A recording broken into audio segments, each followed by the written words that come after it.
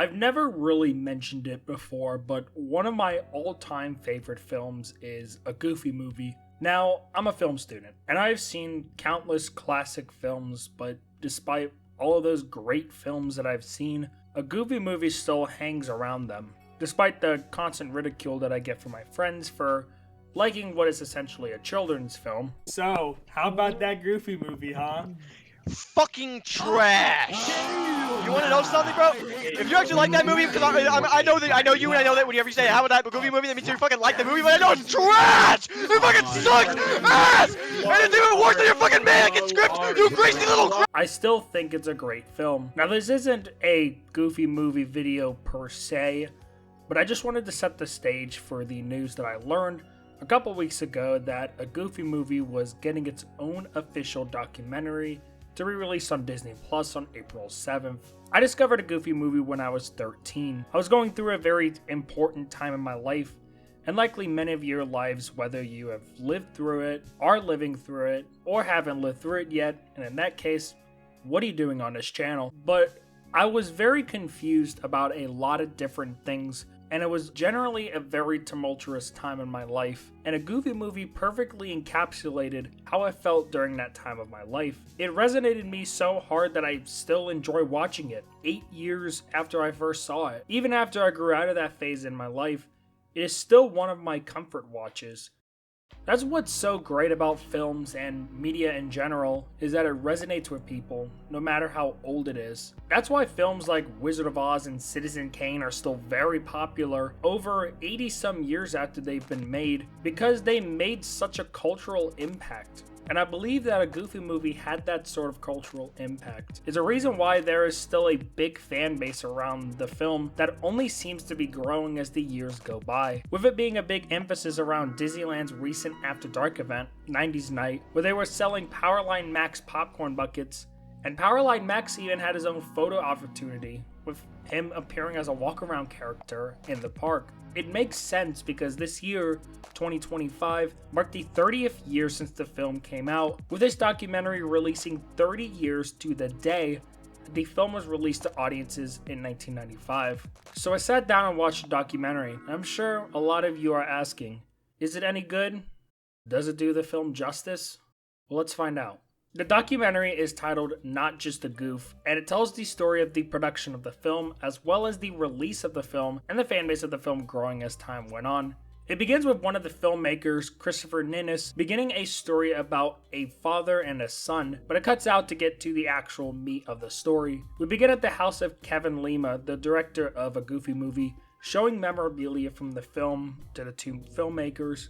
The other filmmaker, Eric Kimmelton, being Kevin's nephew. The film starts with Kevin's story about how he got into the business, attending Cal Arts to get his degree in animation, and then working as an animator and character designer on Oliver and Company and The Little Mermaid. At the time of Kevin coming into Disney, the company wasn't really doing great, as many of the animated films were financial flops, and Jeffrey Katzenberg was brought in. The Disney Renaissance then begins with The Little Mermaid, and Disney starts to develop a Goofy movie around the same time that A Little Mermaid is released. The first pitch featured a lot of gags in the story, but it was actually Jeffrey who wanted more heart in the film, something that would go on to drive the rest of the production. And he cuts him off, says, no, I don't want to see this.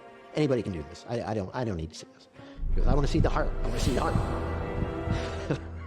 It's from this point that Kevin introduced a tub of VHS and Betamax tapes of archival interviews, behind the scenes footage, and early cuts of the film. This footage is used throughout the rest of the film, and it's really interesting. It gives a look into the production, the people inside of it, and how the vibe was when they were creating this film. The film also talks about the music and how the film was always set to be a musical. A few songs ended up being cut, including an opening number from Goofy's POV named Made in the Shade.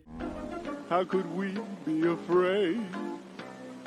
We got it made in the shade. But the decision was made to switch it to Max's POV for After Today, which is what the film eventually went with. They talk about how Tevin Campbell, the voice of Powerline, came in and how good he sang the songs for the series, as well as the Waters family being the background vocals, and Rosie Gaines, who worked as a singer for Prince, being brought in. At one moment, Kevin mentions that Eye to Eye was the hardest sequence to put together, because there was many different moving parts, including lights, camera cuts, etc. A lot of characters in the scene, and they used IRL references with full choreography and the whole 9 yards. It was actually really interesting to get a look into that. The documentary then goes into a rough spot as Katzenberg is fired from Disney after fighting with Michael Eisner, and how the crew were unsure if the film was even going to be released. Lots of the merchandise that was going to be made was scrapped, the premiere of the film got moved from LA to Disney World, and even the production team in France got moved to a different section in the building. But even after all of that, the film was still completed and released. Once the film got released, it became clear that it was a critical and financial disaster. It performed poorly in the box office and was getting panned from all sides by critics. The main reason why people were criticizing it is because they were like, oh, how could you take Goofy, who has always for the past 60 some years been this dim-witted character, and give him some sort of heart? It just goes against everything that the character stood for. Disney didn't even believe in the film, as they were showing it on Disney Channel shortly after it came out in theaters. And even the theater run itself was shortened for the film. It almost became sort of a budget film for Disney, rather than being treated as highly like films like Lion King were. It wasn't until 20 years later, during D23 2015, that a 20th anniversary panel was held for a Goofy movie, and the crew involved in the film were invited, and they started to discover just how much the film was beloved by people. And with that, the fan base exploded for the film. Dozens of internet personalities are shown talking about the film, which, by the way, I am kicking myself about not making a video about this film earlier, because I could have been in a Disney Plus documentary. Cosplay for the film becomes very popular. The film's message starts getting delved into. More and more people start recreating scenes from the film. Merchandise explodes. Music gets really popular. You get the point, really. Then we come full circle with Ninnis telling the story about him and his father watching movies together, and then his parents separating. Movies became his comfort for him, and when his mother brought home a Goofy movie, it resonated with him because it allowed him to understand his situation a lot more and come to terms with his parents' separation. And that's the end of the documentary. So is the documentary good? Absolutely yes. Not only the story about the film created, but also the story of the two filmmakers. See, Not Just a Goof tells two different stories.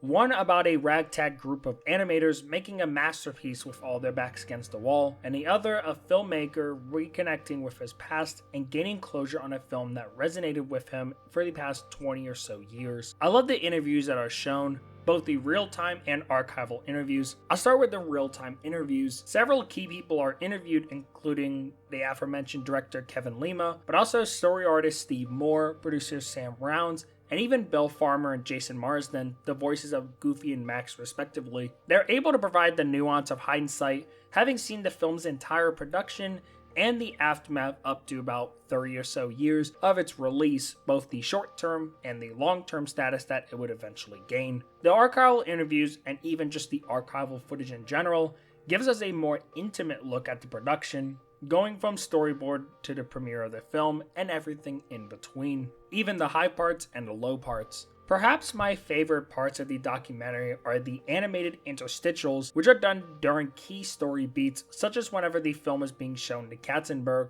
who at one time suggested that Steve Martin be brought in to voice Goofy in his own voice. Thankfully, Katzenberg decided against this. These are animated in the style of an animatic, and they give the doc a much more personal feel, giving the audience the ability to visualize key points in the film's production.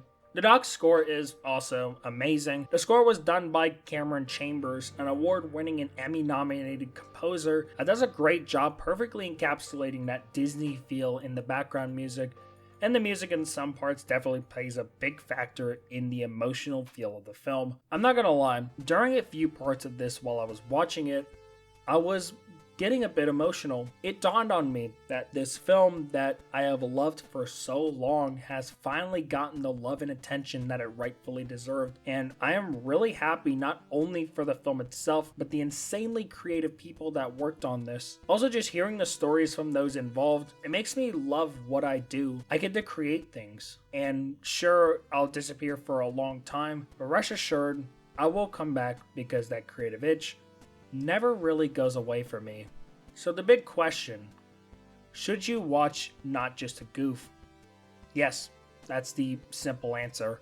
But first, you should watch a Goofy movie if you haven't seen it, and you'll get the nuance of having seen the whole film before you see the production of it. It's been a long time coming for a documentary on this film, and I think these two filmmakers absolutely knocked it out of the park, and the audiences agree, with this film hovering around a 7.9 as of the recording of this. But that's my rundown of the Goofy movie documentary, Not Just a Goof. If you enjoyed this and want to see more, feel free to subscribe and also check out my other content, as you'll find a couple links in the description below. I really appreciate everyone who watches. With that being said, thank you for watching, take care, and I will see you later.